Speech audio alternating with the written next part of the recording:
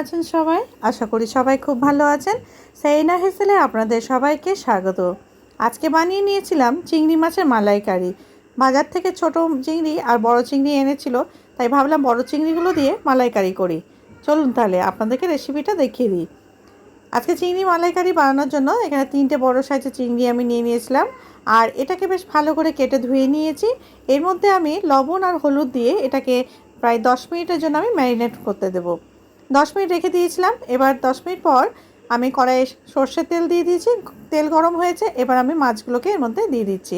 খুব আস্তে করে এপিট ওপিট আমি মাছগুলো ভেজে নেব, তবে খুব বেশি কড়া করে ভাজবো না। চলুন একটা পেস্ট বানিয়ে নিই।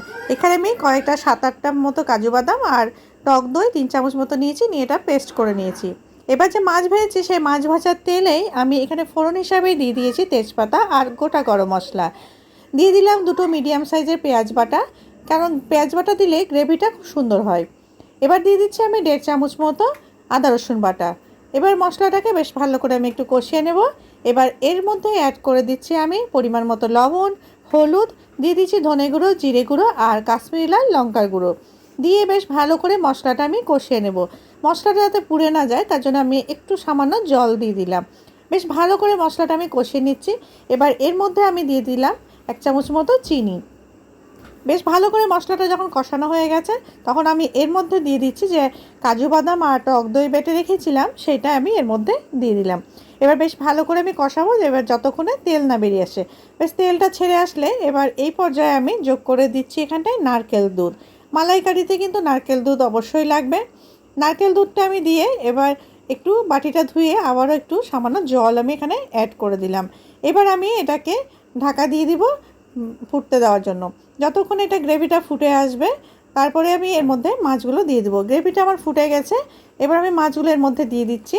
মাছগুলো দিয়ে আমি বেশ 10 মিনিট মিডিয়াম ফ্লেমে এটা ঢাকা দিয়ে রেখে দেবো। আবার 10 মিনিটের জন্য আমি এটাকে ঢাকা দিয়ে দিচ্ছি। 10 মিনিট পর দেখুন আমার হয়ে গেছে চিংড়ি মালাইকারি। আর গ্রেভিটা আমি একটু রেখেছি, কারণ এই গ্রেভিটা কিন্তু গরম ভাতে দারুণ লাগে খেতে। নামানোর সময় আমি এর মধ্যে একটু দিয়ে দিচ্ছি 1/2 চামচ মতো ঘি, আর দিয়ে দিলাম আমি ভাজা গুঁড়ো মশলা।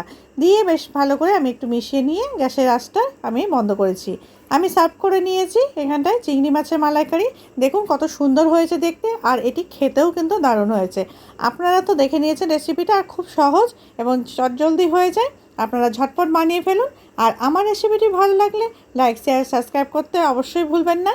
আর ভালো ভালো ভিডিও পেতে আমার চ্যানেলটিকে অবশ্যই সাবস্ক্রাইব করবেন। ভালো থাকবেন বন্ধুরা, সুস্থ থাকবেন। আবারও হাজির হব অন্য একটি রেসিপি নিয়ে। ধন্যবাদ।